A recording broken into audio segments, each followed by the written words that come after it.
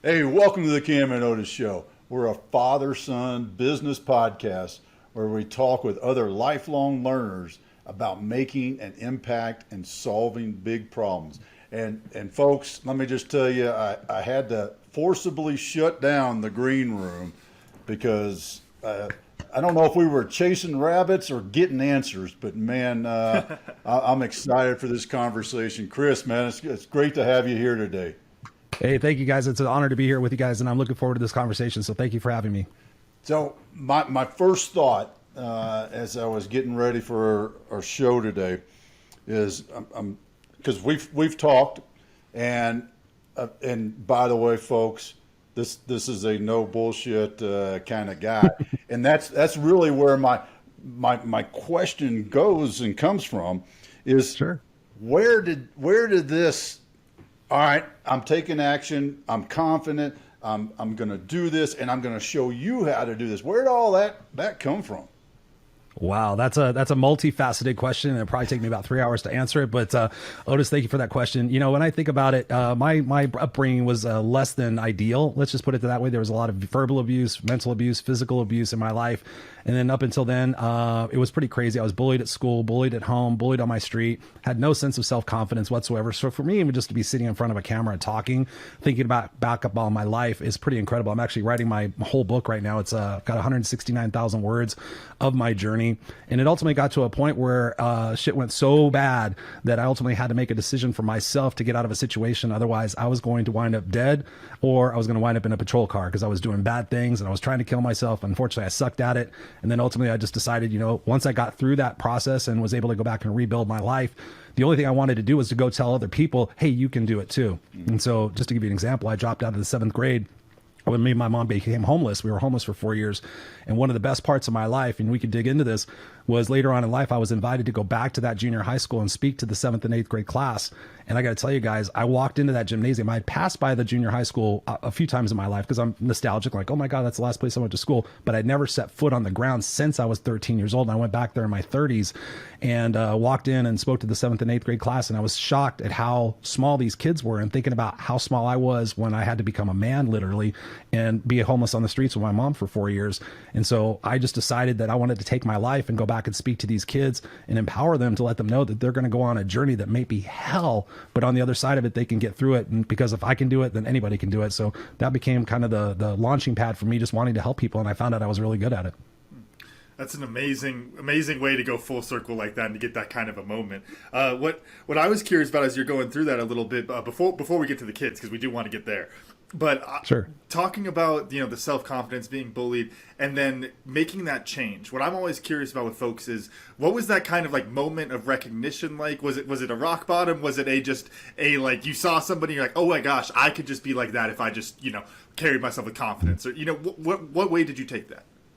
It was a 9mm gun. I had a 9mm pistol put to my forehead, and I came back. I was living in this trashy motel with my mom, and after the two failed suicide attempts, thank God I sucked at it. I was coming back through this back part of the motel, and this black guy walks out of the kind of the shadows and he goes, "Yeah, man." He goes, "I got a carton of Reds for $5. You want them?" And I said, "Oh no, bro." I said, "I'm cool." I said, "I smoke menthols." And he kept getting in my face. I had long hair, wearing a leather jacket. And he kind of got in my face. I'm like, okay, he probably thinks, you know, I'm up to something. And so the long story short is I said, man, I said, I don't, he goes, you don't want my cigarettes because I'm black. And I said, dude, I don't care what fucking color your skin is. I grew up in Inglewood. I was the only white kid on the street in 110th Street in Inglewood. You can go check it out. I said, I don't care what your color your skin is. I care what color the pack of cigarettes are. And I smoke Cools. And he was like, oh man, I don't believe you, man. I should just punk your ass right now. And I went to go reach in my back pocket to grab my cigarettes. And as soon as I reached back, he put a gun to my head. And I was like, okay. And I still pulled the cigarettes out. And I said, if you're going to pull the fucking trigger, pull the fucking trigger. I said, I smoke Cool menthols. And I fully expected, guys, that I was going to hear a click and that was going to be it. And I thought, man, my mom's going to finally miss me. She's going to realize how much she took advantage of me and how much she, you know, put me down. And I thought it's going to be all over. And then fortunately, one of the guys came out from the motel, the black guy that we had been helping, you know, even though we didn't have much, we were always helping other people. And he's like, no, him and his moms are cool. Him and his moms are cool. And so fortunately, the guy put the gun away. I wound up learning about him. His name was Keith. He was just fresh out of prison. He'd been in there for attempted murder. Imagine that. And it was that culmination after 4 years of being homeless on the streets, having to dig through dumpsters for food and everything. And by the way, just this is a little sub note. I had 18 cats and 4 dogs living with me in that car. So we were actually living in a car with 18 cats and 4 dogs. My mom had various psychological disorders and chemical dependencies, if you so paint a picture for that. And so once this happened and I really realized, fuck, I could die.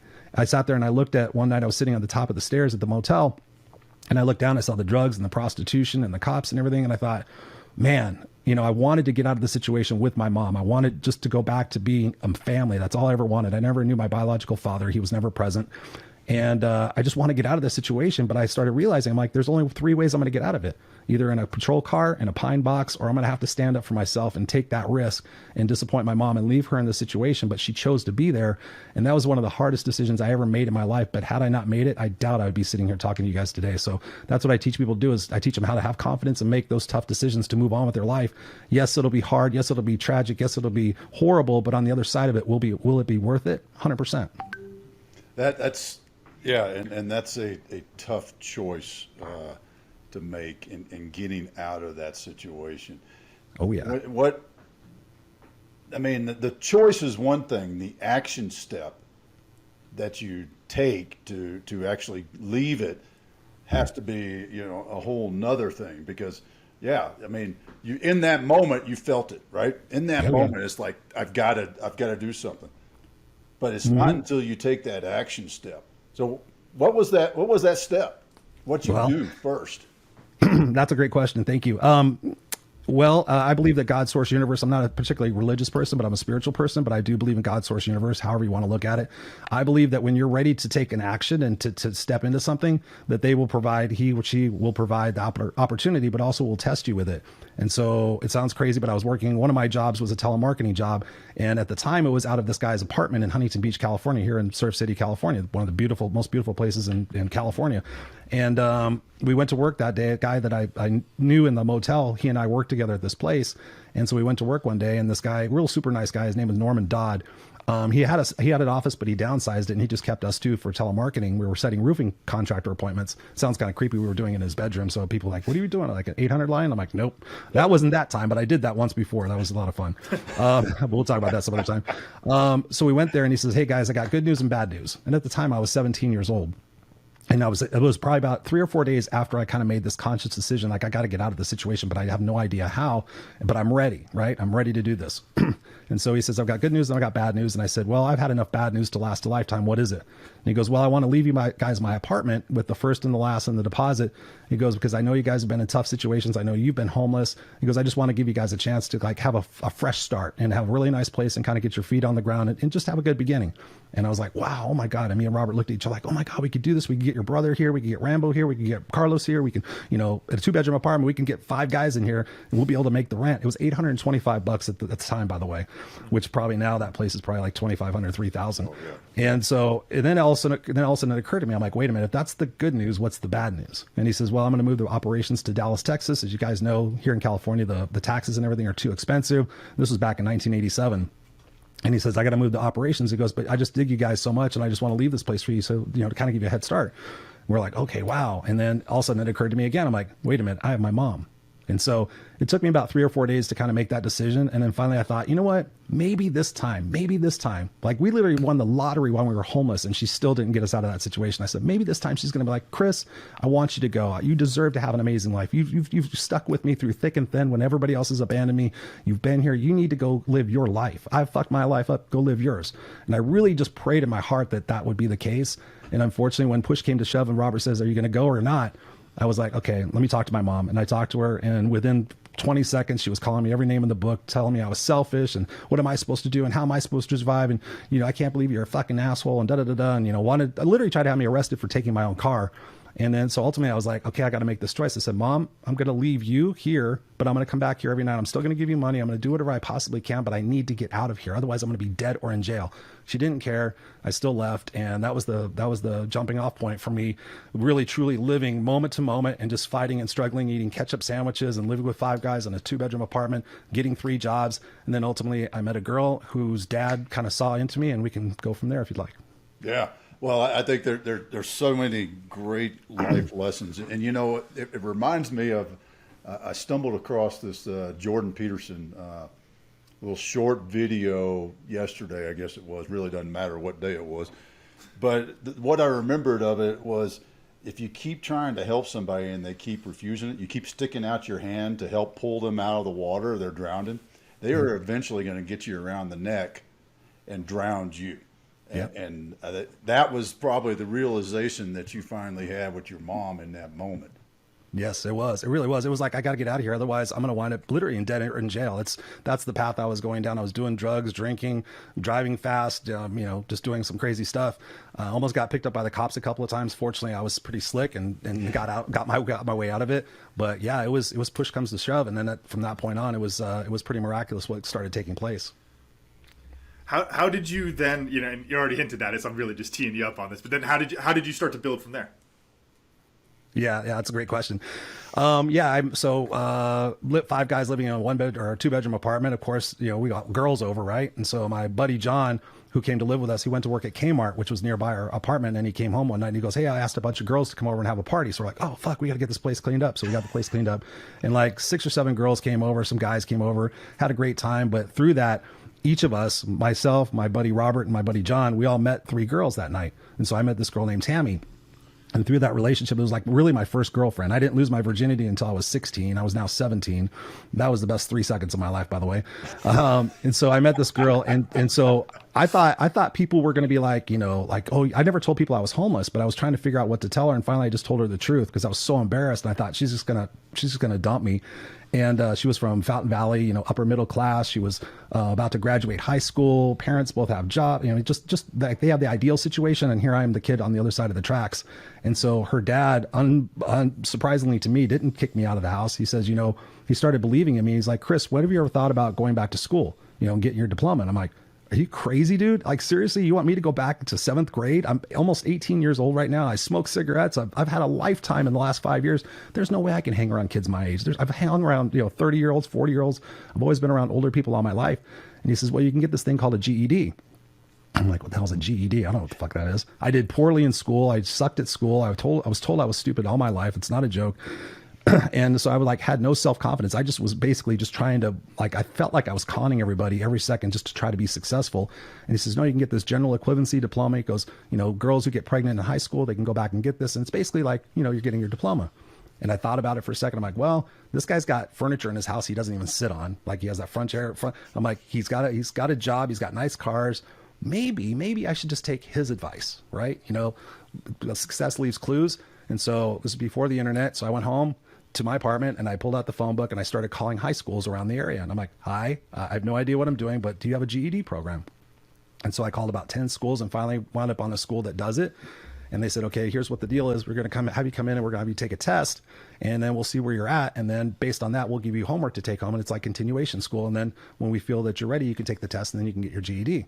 And I thought, "Oh my God, this is going to take me 10 years. This is ridiculous. I suck. How am I going to do this without a teacher?" Just totally just disintegrating any possible hope I had of getting this. And I just decided just to take it one step at a time.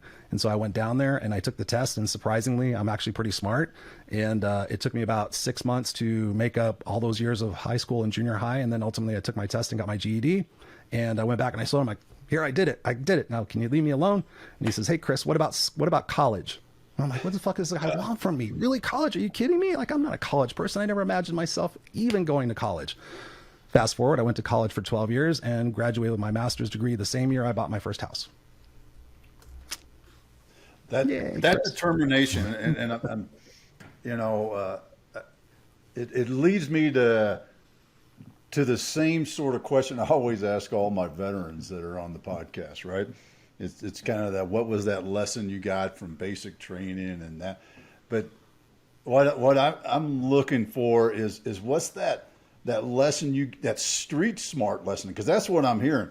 It's like I survived the streets and then switched that, going to jail or in the coffin sort of thing, mm-hmm. to doing something positive. What's that thing, that lesson or mantra or whatever you gained on the street that you're still like, grab it and put it in the front pocket so it's quick access?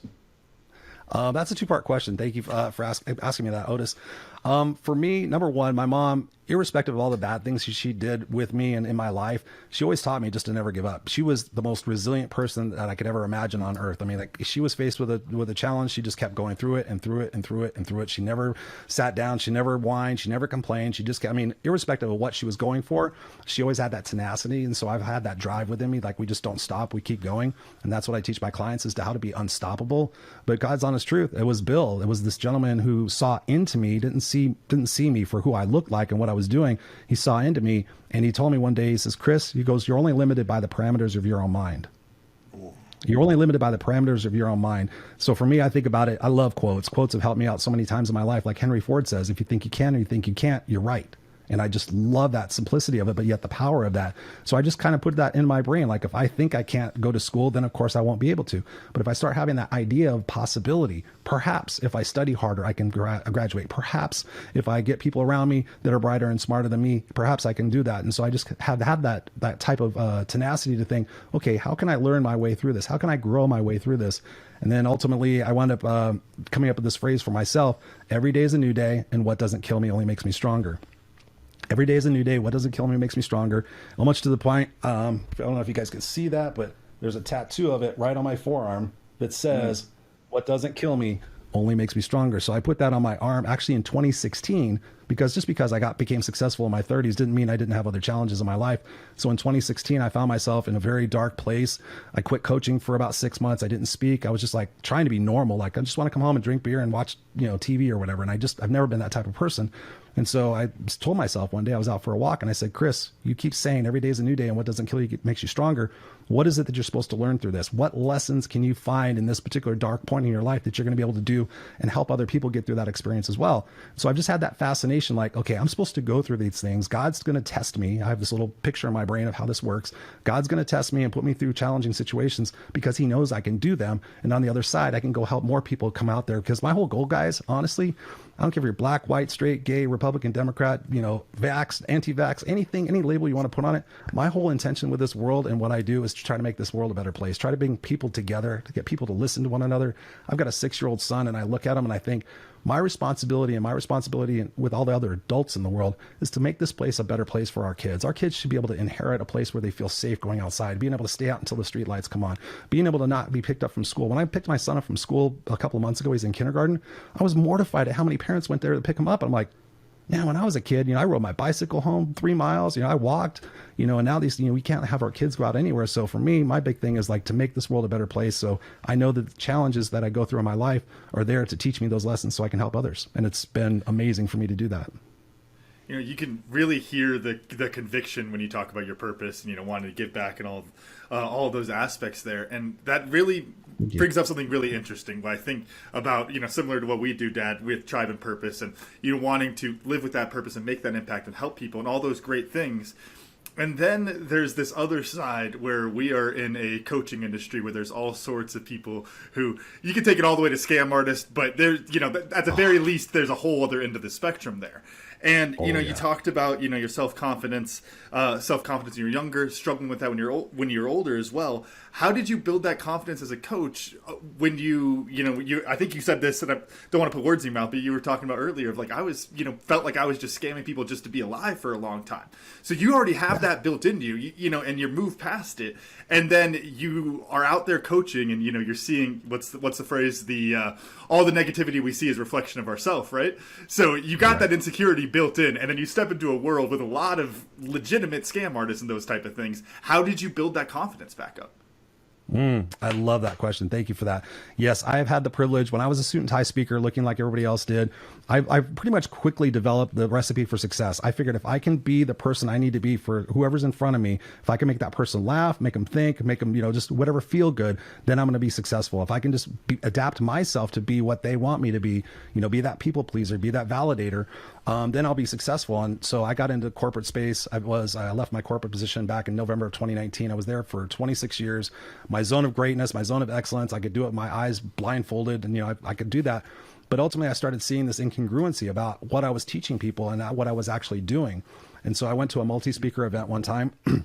And there were some pretty famous people there. I won't say their names because I try to be respectful. Every once in a while, I drop a little hint, like they have a book series like that you know about. And I was surprised when I was sitting backstage. I made friends with a photographer because I always say hi to everybody. Like I'm a big hi guy. You know, on my way to school with my son, I say hi to everybody. I'm just like I just want to connect people. And so I made friends with a photographer, and I'm like, what was that? That guy over there is a very famous person. I'm like, why does he look all pissed off? He just got done speaking in front of 1,000 people, you know, and he's selling his products. You know, he should be happy that he's inspiring people. He goes, oh no, that guy's a fraud. He goes, what he's mad about is he's asking how many sheets got back from after he spoke, you know, how many packages he sold. I'm like, well, he looks all pissed off, and he's like pointing to people to go back out there and sell again. And so I started discovering that people didn't get into personal development really to make a difference in the world like I was. They were just doing it because they found a system where they could scam people and get them into their programs and keep them into their programs. I mean, I love Tony Robbins to death, but again, he keeps getting people into programs. I'm like, okay, I'm not going to do this shit anymore. If I'm going to suck at this, I'm going to suck at it being me. And so I made a conscious decision. I joined a mastermind back in 2013, and I was like, okay, I don't want to be the suit and tie speaker anymore. I want to disrupt the industry. I just want to be me. I'm a biker. I'm a rocker. I'm a smartass, but I have a heart of gold, and I'm very direct, but I can get people to be successful. I just don't want to do this whole, ladies and gentlemen, today we're going to do, you know, I don't want to be that person. So fortunately, I surrounded myself with people who are brighter and smarter than me, and I just came to disrupt the personal development space by just being authentic and congruent.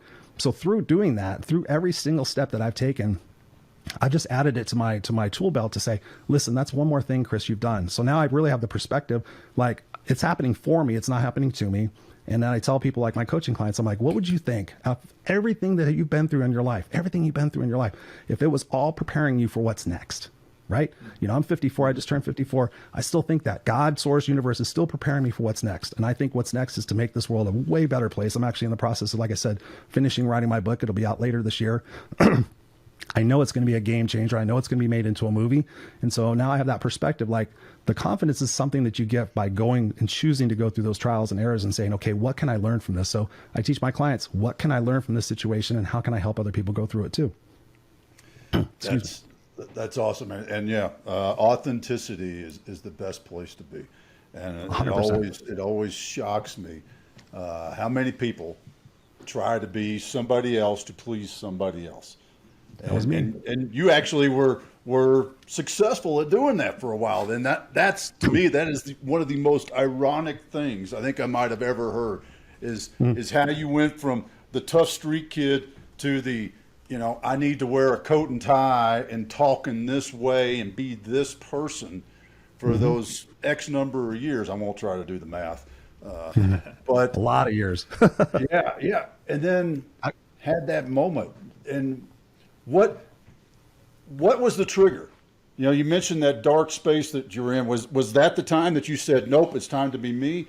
Or was it a different thing that happened and you just said, screw it, did the Superman thing with the suit, said, I'm going? Yeah, well, actually, you know, and I love that. It's, and you guys are asking great questions. I've been interviewed hundreds of times, and I don't like the same questions like, well, so what was it like to be homeless? It's like, it sucked, of course. So I love the questions you guys are asking. Yeah, actually in 2013 was when I kind of made the switch. In 2016, what I found myself doing was I still had a very successful corporate career. I was making six figures. And if you've ever read the book, The Big Leap by Gay Hendricks, which is a phenomenal book, he talks about we operate in our zone of greatness, our zone of excellence, or our zone of genius. So I read this book, I listened to it a few times, I studied it, and he talks about in there's upper limit problems. And I was sitting there thinking, I'm like, you know, for me, congruency and authenticity, integrity, values, for me, that's massively important. Like I've had people tell me stuff that I can never repeat to anybody else, but I love the fact that people trust me and they feel comfortable telling me these things. But at that point in 2016, I found myself comfortably miserable, which is what I find a lot of my clients are.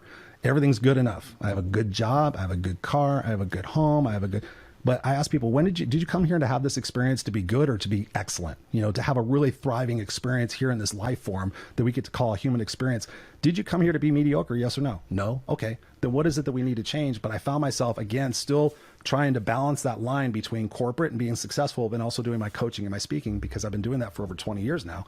And so I just kept drawing that line. I would spend 2 hours driving it home and I'm just like, okay, when am I going to make the jump? When am I going to make the jump? And I always thought at that point, I'm going to make the jump when I make enough money out of my coaching and my speaking to match what I'm doing in my corporate space. But I found out you can't do that. That's just a ridiculous way to look at it. You can't.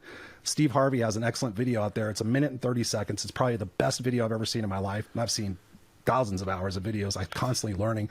Steve Harvey, it's called Jump. And he's in a parking garage, and he talks about the fact that we look at everybody else, and everybody else is flying to the south of France, and people are all happy, and they're buying this and they're doing that, and we compare ourselves to them. But those people jumped. They literally like jumped, and when they jumped, their parachute didn't open right away. Their back got banged up, they got banged up, but their parachute finally opened. But if you never jump, your parachute never opens. And so for me, that was like the incongruency. So I quit speaking and coaching for about 6 months and just took some time for myself, did a lot of journaling, had a coach. Because I highly, highly, highly recommend, if you want to be successful in this world, you need somebody who's going to bust your balls. You need somebody who's going to call you on your bullshit. You need somebody who's going to hold you accountable. Even me, the no excuses coach, I still need that. And so ultimately I just redesigned myself and said, okay, listen, I'm coming out with the filters off, and I'm going to be exactly who I am. And that's when I started. I had a live radio show for 3 years called the KICKASS radio show. And I came out and just like I am now. Now I do my 2 podcasts, but it was really taking a look at my life and saying, how do I want to be remembered? Do I want to be remembered as somebody who played it safe and, was complacent and was good enough? Or do I want to have a life where people go, fuck, I want to be like that dude? And so once I just put that in my brain, I want to be like that dude, I never look back. And I've had the amazing support of my wife and family too. That's super important as well. Everyone always wants like the magic pill to cure things. And, authenticity, I think, probably could fall a little bit into that category. So I want to know, when you made that change, was it a magic pill moment where you did you go through like a day of getting your head straight on it, and then after that it's like, hey, all rainbows and sunshine, all that, or was it still that nice long process? Don't forget the unicorn too. Oh yeah, sorry, unicorns. Yeah, I love my unicorns. I love my unicorns. Yeah, you know what really solidified it for me? There was points where people were telling me I was leaving a lot of money on the table. And I was still dressed somewhat professionally. The reason why I wear the bandana is not to be a Bret Michaels knockoff, but I just told myself, like, if I was speaking on stage, how would I want to look? What would I want to wear? And I'm like, I want to wear t-shirt and jeans, my rock shirts, and my bandana, because I hate sweating. I don't like sweating. So I've always worn a bandana. I've always worn a hat on backwards when I had super long hair. So I'm like, I want to wear my hat. I want to wear my bandana so I don't have to worry about sweating. I wear a t-shirt, jeans, and my Vans, and that's who I want to be. And so ultimately, I was testing the theory, and then I was at an event where Les Brown was speaking. And you guys both know Les Brown, right? No, famous, incredible motivational speaker. I mean, off the charts, phenomenal human being. One of the reasons that got me out of the situation that I was in, because somebody gave me these cassette tapes, and I didn't know what personal development was. It was still when I was homeless, and they gave me these Tony Robbins cassette tapes. And this guy was really nice. He had his shit together, but he still lived in this motel. And he says, Chris, I want you to listen to these. I'm like, what band is it? Because I've always been huge into music, as you can tell. And he's like, no, this is personal development. I'm like, what's that? And he goes, basically, he teaches you about life. I'm like, okay, whatever. Put the cassette tape in and started listening to this. I'm like, wow, I can actually change my mind. Wow, I can actually change my circumstances. And so Les Brown was one of the people that I listened to on cassette tapes. I would actually go to the library and check out cassette tapes to listen to these people and kind of advance my mind. So I took that personal responsibility. Well, fast forward in Los Angeles, I was at an event where Les Brown was speaking, and he gave an opportunity to work with him in a speaker training. And I thought, oh my God, it's going to be so expensive. I'm not going to be able to afford it. Excuse. Mm-hmm. And then I got the sheet in front of me, the sheet that they were talking about. And it was $997 for 3 days with Les Brown. I'm like, okay, fuck, I got to do it. So I go to this event, and the first day I get to meet Les Brown. It was amazing. It was about 25 speakers there, all wearing suits and ties. And here I had my bandana. I had a tie on with a dress shirt, kind of loosely fit, with blue jeans and my Converse shoes and my wallet chain. So I was part professional, part, rocker or whatever, just my style. You were a conflict. You were a walking conflict. Oh, is what you were. Well, everybody got on stage to kind of see. Les wanted to see where we were at with our speaking before, and then kind of cater the curriculum to that. And so I get up on stage and I do my 25 minutes. And I'm talking about how I mentor at-risk kids and how I'm the creator of the KICKASS Guide to Life. And he keeps stopping me. He's like, okay, so you swear when you talk to the kids? And I'm like, yes, Les, I do. And he goes, I don't agree with that. I don't agree with that. Yeah, I think you should have clean language. And I said, Les, I completely disagree. And you can hear everybody in the room go, you just disagree with Les Brown? Is he fucking stupid? And so I said, Les, I'm going to talk to the kids like they talk to each other. I'm not going to put on any fakeness about me. I have to be real in order to gain their trust and their respect, to let them know that I know what it's like. I'm not going to sit there and go, okay, I'm going to come here and talk to you about the friggin' problem that you're going through because it's so friggin' frustrating. No, I'm going to talk to him normally. And so he kept stopping me. He wound up spending 45 minutes on me. I have it on audio. I actually recorded the conversation because I wanted to get the feedback of what he was going to say. And so he spent 45 minutes on me. And from that point forward, everybody in the place kept asking me like, Chris, why don't you put on a suit and tie? You know, what are you trying to do? What you're doing is shooting yourself in the foot and blah, blah, blah. I'm like, yeah, whatever. We went out to dinner one night in the Sheraton Gateway Hotel, and Les Brown is sitting at the head of the table. I'm literally sitting one person away from him, and my buddy Martin is sitting on the other side, and he's the world championship of public speaking. He came in 10th place, but he still made it that far. And he's like, Chris, just put the suit and tie on. He goes, Jesus Christ, you know, Les is paying attention to you, da-da-da-da. And I said, Martin, who's everybody talking about right now? I just waited. He goes, you. He goes, you're fucking brilliant. I'm like, yeah. I said, everybody's going to go home and go, there was a guy there who was talking about personal development. He swears and he wears the bandana. And, you know, people are going to find that intriguing because everybody else is like these phonies and these con artists. And so the third day, Les comes into the room and he asks me, he goes, hey, can I see you out in the hallway for a second? God is my witness. Now I'm making this up.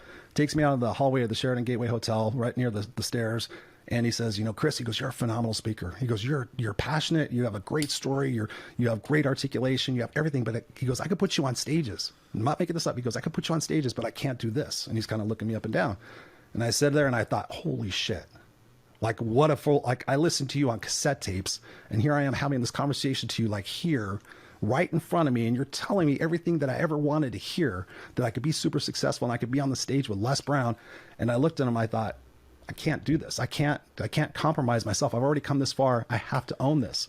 And I said, Les, I said, I'm sorry, brother. I said, I appreciate you. I love you to death. I said, but I got to be me. And he goes, I don't wear a suit and tie. I wear jogging pants and sweatpants. And he goes, I color my hair with mascara, which I can now say because he said it publicly. I saw it written in an interview one time. I would never say that about him, but I saw it in an interview. So I'm like, if it's in an interview, then it's public knowledge. And he tells me all these things. And I said, Les, I said, I love you, brother. I said, I just got to be me. And then I went back in and my friend was like, what did he want? And I told him later. And so before we ended everything, he walks in the room and he goes, hey, Mr. Kickass. Because Les is super funny. He's like a little kid. Hey, Mr. Kickass, you got one of those kerchiefs for me? I'm like, kerchief, what? And he goes, you know, bandanas. And I'm like, oh, okay. And I always carry 3 of them around in my pocket so I can kind of declare people kick-ass unstoppable, you know, at an event or something like that. Like, oh, what's the bandana about? I'm like, are you unstoppable? And I fold it up and put them on there. Like, now you're unstoppable. And so I go to hand it to him. I said, which one do you want, Les? And he goes, give me the blue one. And so I go to hand it to him, right? And everybody's in the room, like just quiet, like watching us over here off to the side, just having a private conversation. And so he goes, no, fool. He goes, put it on me. And you hear this. And so I later have pictures. If I had a screen share, I could show you. I have pictures of me and Les where I put a bandana on him and we're back to back, you know, smiling and giddy and everything. So I know that I left that experience leaving an impression on him that perhaps maybe he's been somebody he hasn't been for that success and that fame and that money. And I wanted to ask him, like, has that been really worth it, you know, to try to pretend to be somebody you're not necessarily and be famous and all this other stuff. So yeah, that's when I knew I was spot on, when I kept my decision in that moment to stay who I am and not sell out for money and fame and everything else. It was excruciating. And then in 2016, I started questioning myself. Am I being stupid? Am I leaving money on the table? And kind of going through that dark night of the soul a little bit. And then ultimately got my head on my ass and have been rocking ever since. There's one. I got this. I got it. Right. I got a big one too. I got a big one. I'll take a little drink. So no, I'm really curious, Chris. So you talked about speaking to the kids in their language. And, you know, and that's why you swear, and that's, you know, you're authentic. And I see that 100%. But then I think there's a really interesting question that comes from that, which is you're not in 7th grade anymore. And as you go, your problem set is staying the same age and you're aging. How do you continue to connect there? I mean, is it as simple as I'm laughing to myself, but it's like, you know, you don't need all the slang. You just say, I've thought about this coaching high school rugby. You just say fuck once and they go, ooh, he's cool. Like, it's like, is it really that simple to it to some extent? Or is there something that you do to make sure that you're still staying connected with those new generations? I think one of the most important facets of my life and the reason why I'm successful is the fact that I listen more than I talk. I mean, I talk a lot. I do podcasts and do shows and stuff like that. But Stephen Covey in his book, The 7 Habits of Highly Effective People, said, seek first to understand, then to be understood. And that was one of the most important lessons that I learned because my mother was a very big presence. She always wanted to be in control. She was always the loudest person. She was, you know, she did it out of trying to fear of being known for who she really was. And so for me, seeing how she was unsuccessful in life and she always had to overpower everybody, I thought maybe if I just shut up and listen to people, I'll get a different response. So I've just always been a very attentive listener. That's why I'm really good with my coaching clients and whatnot. So I do that with the kids. I seek to understand. I don't come in there and say, okay, boys and girls, today you're going to learn how to get your head out of your ass and what you're doing is wrong. I sit there and say, what's going on, guys? What's going on in your life? I bet you've had some, situations with your parents. I bet one of your parents is probably on drugs or something. Yeah, my mom's on drugs. Da, da, da. Well, how does that make you feel? Why do you think that you've gotten yourself into a gang? Is it because you found some people that kind of understand you and kind of keep you in as a family? 100%. Yeah, dude. So I say, hey man, I get it. I was kind of in gangs before and they look at me as a white guy and they're like, what? And I tell them my story and I'm like, can I tell you a little bit about myself? And they're like, yeah. And so I ask them first so that they're ready to receive the information. And then we just have a candid conversation. And ultimately they're like, wow, dude, you've got your shit together, but you're still yourself. If I was a suit and tie, they'd be like, okay, I'm not going to listen to this phony. He's just in here trying to do this. He's going to get some sort of notch on his belt for, saving a kid or something like that. I said, I'm not here to save you. I'm here to plant seeds, right? You guys may be like, what the fuck is this guy talking about? But I guarantee you somewhere down the road, you're going to go, that guy in the bandana told me about this, and it's going to register for you at that particular moment. And that's going to be your time to grow and shine. So I'm just planting seeds right now. I'm not trying to change you. I'm just trying to give you some information I wish I had when I was your age. And then you do with it what you want. And so I just come out of it as a collaborative, not a, you have to do this like teachers and parents and everybody else are telling them to do. I'm like, just be yourself, but here's some guidelines that might be able to influence you to have a great life. How do you because then the next question I have from that then is you're not getting to see your outcome. Because you have a very, that is a really wise way of looking at it. I don't want to take any of that away, but also it's nice to know that it worked, right? Everyone, you want to see the scoreboard tick up and that kind of thing, right? So how do you manage that? Another great question. Thank you. Yeah, for the most part, people will actually reach out to me later on. I've kept my same cell phone number ever since I've had a cell phone for when cell phones came out. So I have the same exact phone number. I'm pretty easy to identify. And so I just tell them, whenever you get your shit together, I'd love to hear about it. Or if you're ever in a moment where you're at your worst, please reach out to me. Whatever it is, you can tell me anything. I'll be there to listen. I'll be there to support. I give people my phone number all the time. And so every once in a while, I'll get a phone call. I got a phone call a couple of years ago from a guy that I mentored. 2023, probably 2018. It was definitely before the pandemic. And he was a great kid. But he was still kind of fucked up. And I said, I'm not trying to change you, bro. I said, but you're going to get to a point one day where you're going to remember me and you're going to remember some of the stuff I said. And so he called me and he left me this message. He's like, yeah, bro, it's Damien. Hey man, give me a call. I want to tell you some stuff. And I was like, all right. So I called him back and he's like, dude, I fucking hit rock bottom. I was kind of listening to you, but I wasn't, but I was doing my own thing and still hanging out with my homies. He goes, but then shit started getting crazy and they started doing more stuff. And I just separated myself from them. He goes, now I got a job working in a warehouse. Now I'm living with my grandma in El Monte. He goes, I just want to let you know, thank you. He goes, you never told me what to do, but you always were there for me. And he goes, I wish other people in my life would have kept their promises like that. He goes, so thank you. So he goes, now I want, because I always tell my kids, I'm like, what I want for you is I want you to be standing here one day and talking to some kids and being able to take your experiences and come back here and make these kids a little bit better, because so many people give up on the kids and so many parents out there shouldn't be fucking parents. They're sitting there playing all their stupid shit games and these kids are suffering, especially during the pandemic, that, the emotional needs of our kids and the environment that they're growing up in is so toxic. We need to be there for these kids. That's my whole mission and goal. They're not my target audience as far as clients go, but in my spare time, I do everything I can to help spread awareness for men's mental health and for kids' mental health. And I get parents to get their head out of their ass sometimes by being very direct.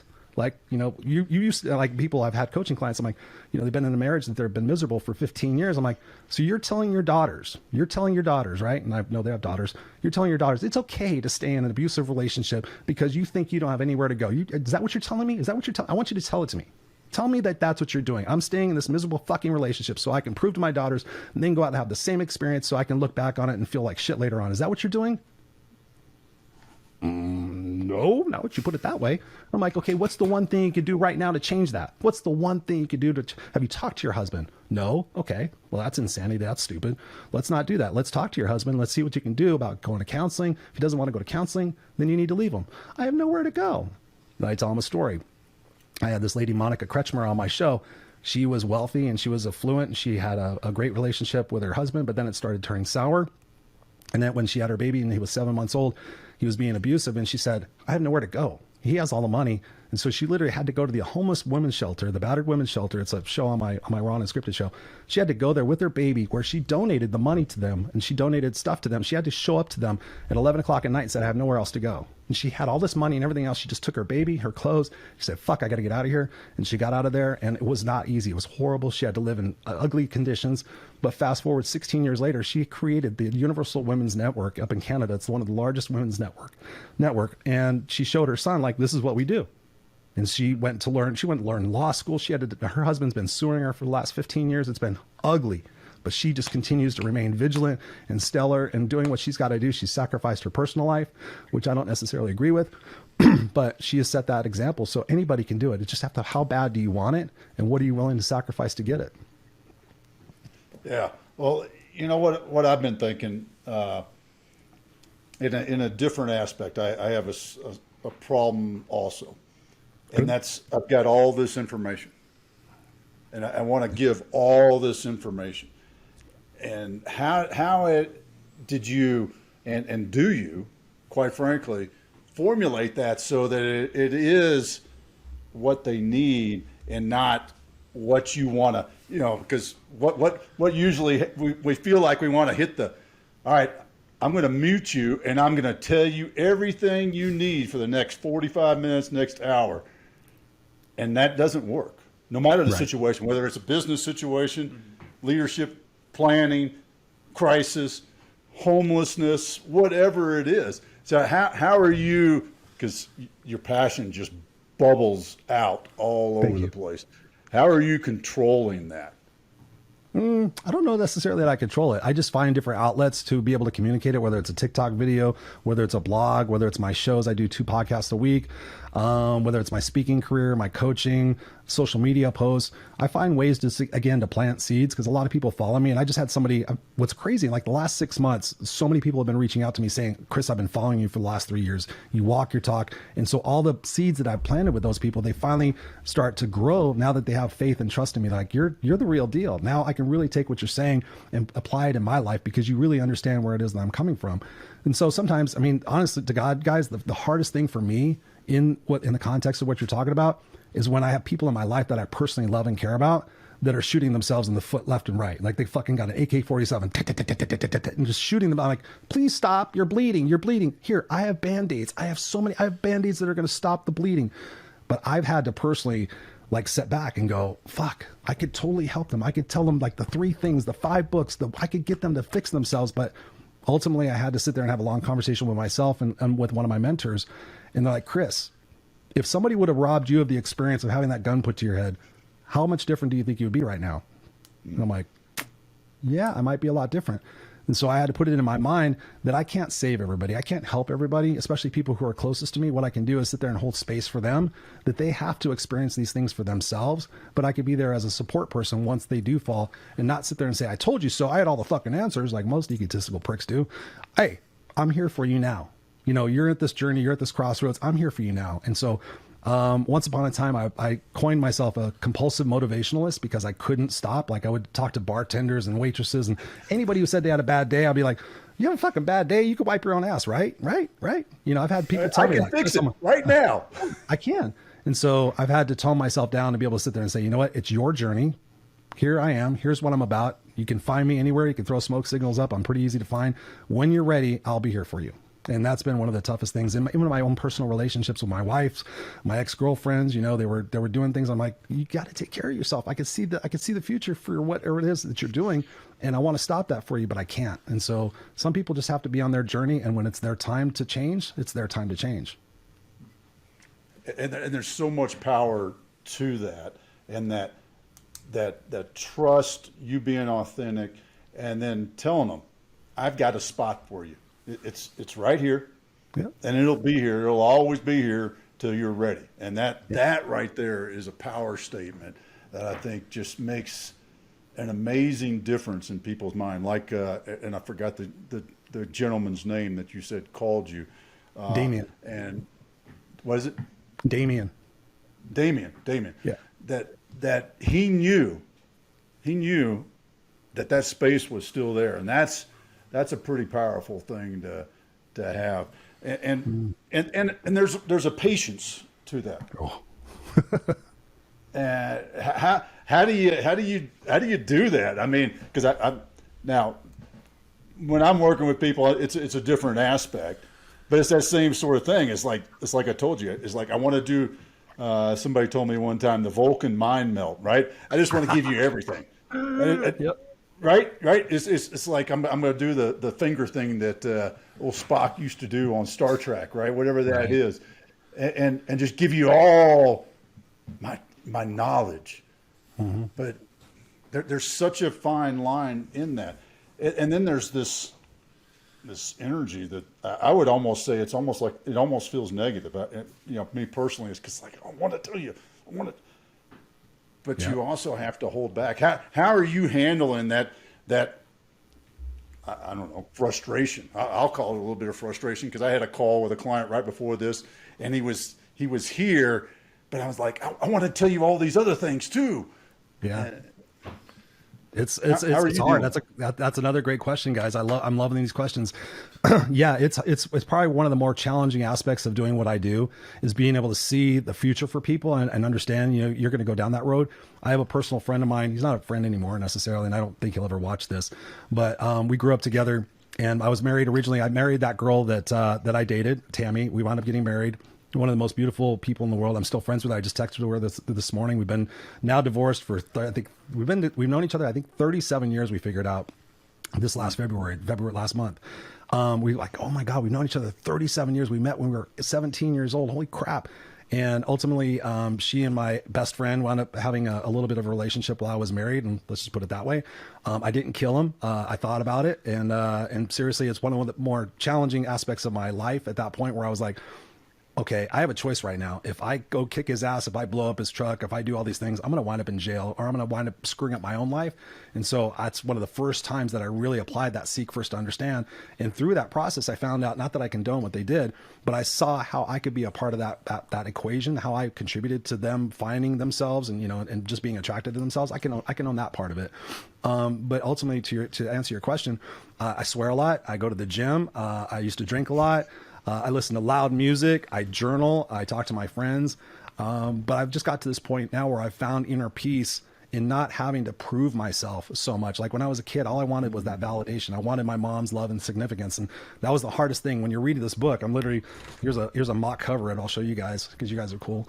Trying to figure out where the camera is. So it's called It's Just You and Me, Kid. It's Just You and Me, Kid, a story of a mother and son survival on the streets of Southern California. As I'm writing this book, I'm realizing that there were so many different times in my life where I've had to push in the clutch because I wanted people's validation. I was very successful in corporate. So when I left corporate in November of 2019, that was an identity blow that I was not prepared for. I'd spent my life at this company working my way up from the warehouse position up to the director of operations. And overnight, I wasn't needed anymore. Overnight, nobody was calling me anymore. And so I went a little bit of a crushing experience, but I just keep realizing like, okay, I can't change people. I can offer them that advice. And I found peace within myself. The bigger part of the answer to the question is I found peace within myself, not to have to prove myself, to validate myself. As long as I'm happy with me, as long as I go to bed at night feeling I make a contribution to this world, live to my legacy. One of the biggest things for me for me personally, and that I teach people, is when you have a big enough why, you have a big enough how. And so when I was in my 30s, I was successful, 6-figure income, coaching, speaking, traveling the world, doing all that stuff, radio shows, happy wife, everything. And ultimately I was like, there was something missing. So I went to a funeral for one of my coworkers, and I sat in the back of the church, and I thought to myself, and I invite everybody watching this or listening to this to think about this, because it was transformational for me. Again, successful. I was good enough, when we think about that comfortably miserable kind of aspect. And I thought to myself, if I passed away tomorrow, who would show up and what would they say? Well, if I died tomorrow, who would show up and what would they say? And God's honest truth, guys, it's going to sound funny, but 10 or 15 people would show up, Miller Genuine Draft, bottles of Jack Daniels, Motley Crue, Bon Jovi records, and they would sit around and go, fuck, remember that time Chris did that stupid thing? Oh my God, remember that other time when he did that stupid thing? Oh, remember that other time he did that crazy thing? Oh yeah. Oh, he was homeless, and he went back and got his master's degree and wound up changing the world. I didn't want my life to be a postscript of all the efforts that I took to change my life. And so I thought about it, and as I was driving home, excuse me, choked up. As I was driving home, I've just been talking a lot. As I was driving home, I thought, okay, why is this still bugging me? What can I do with this? What can I do with this feeling? Right. So I went home and I thought, fuck, I'm going to write my eulogy. there's two biggest fears in the world. You don't want to do public speaking and you don't want to die. I'm like, I'm going to do public speaking and I'm going to talk about dying. So I took pen to paper, which I highly recommend everybody do. Pen to paper, not write it, not type it, but write it, because there's a physical agreement that goes on when you write stuff down. You physically write stuff down. And so I wrote my eulogy. I went to my kitchen, got a glass of water, came back and pushed it to the side of my office. Was like, okay, I did that. I'm going to go on to the next thing that I can get this endorphin release on. And so I went, no, wait a minute. So I picked up the pad of paper and I started reading it. I'm like, Christopher Rausch, blah, blah, blah. I'm like, wait. If I was at a funeral or a memorial service, I would read it out loud. So I started reading it out loud. And the God's honest truth, guys, I had no idea what to expect. I thought I was being stupid, but I started crying. I literally had just, not bawling, but I had tears rolling down my face when I got to the part where it said, Christopher Rausch will have fought for what's right and what's fair. He will have risked for which that mattered. And he will left the earth a better place for who he was and what he did. That right there was like, bam, that's the leverage. That's the point. So when I wake up every single day, no matter if it's a bad week, a bad month, a bad 6 month, whatever it might be, I wake up every single day. The first thing I focus on is what I'm grateful for. So before my eyes open, I say what I'm grateful for to set the tone for the day. And then the second thing I started doing about 4 or 5 years ago is I started being intentional, right? Because most of the times we pick these things up and we look at social media, we look at the news, we look at the traffic, we look at the weather, everything sucks, everything's bad. Boss is going to be in a bad mood today. We kind of preset our day to be disappointed and to be frustrated. And so I'm like, what is my intention for today? What do I really intend on doing today? And it used to be just one thing, and now it's about 4 or 5 things. I intend on being present and playful with my son. So when I'm in that moment, I'm like, I'm not being a coach. I'm not being anything else. I'm being a 5-year-old, 6-year-old kid with my son. What would my son, what kind of dad would I want if I was 5 years old? That's why I put myself into those positions. What kind of husband would I want if I was my wife? I put myself in those positions to get myself in those moods to be that person with that person.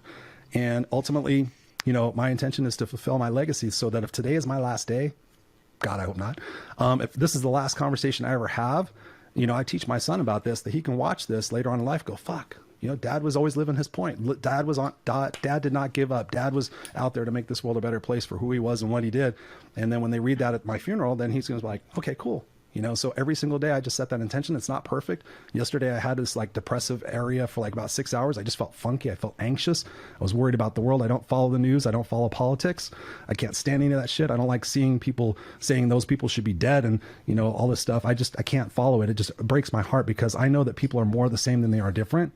And I've proven this by being on stage in front of thousands of people. Like, okay, I know there's some people in here who might be racist. No offense. I don't want you to raise your hand, but look around. You got black, white, short, gay, Republican, Democrat, And I said, everybody looks different. We all have a different outer casing. I said, but you split us down the middle, nobody will be able to tell us apart. I said, so think about that when you're engaging with people in the world. Seek to understand if they have a different opinion of you. If they agree that Trump should be president and you hate the guy, ask them where that comes from. Why is it that you want this guy to be president? It's a deeper thing besides him being a president. It's something deeper. It's deeper rooted.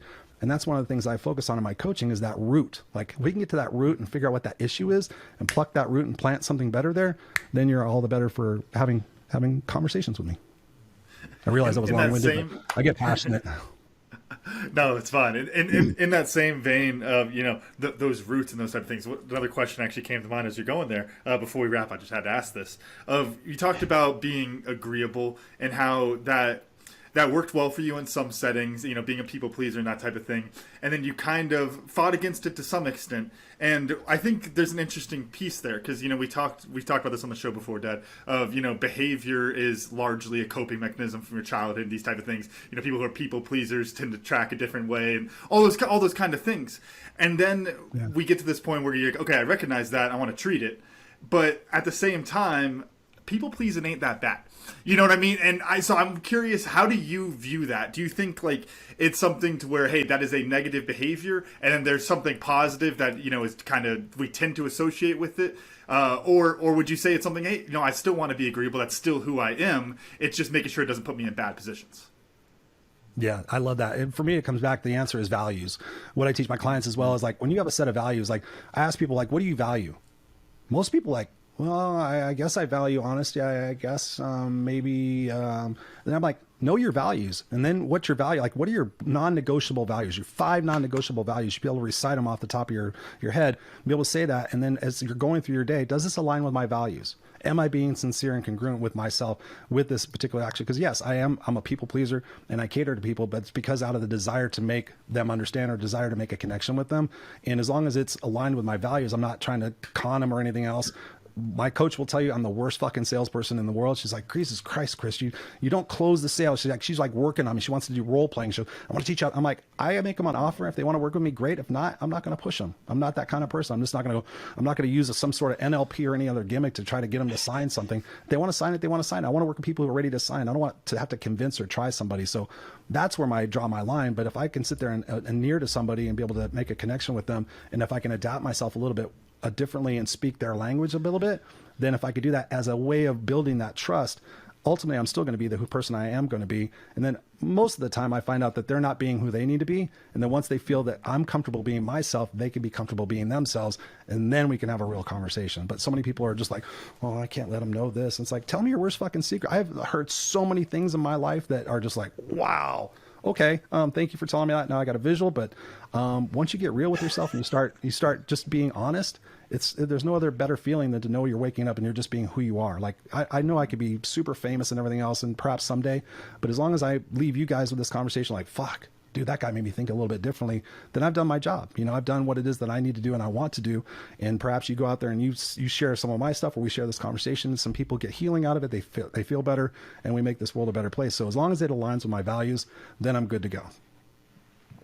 That's awesome. And there's so many things that the more you and I talk, Chris, the more alignment in how and what we do it becomes very obvious. You know, I talk with my veterans and tell them, hey, you've had this amazing career where you've learned all this crisis management, planning, executive leadership, you name it, all those sort of things that nobody else has gotten.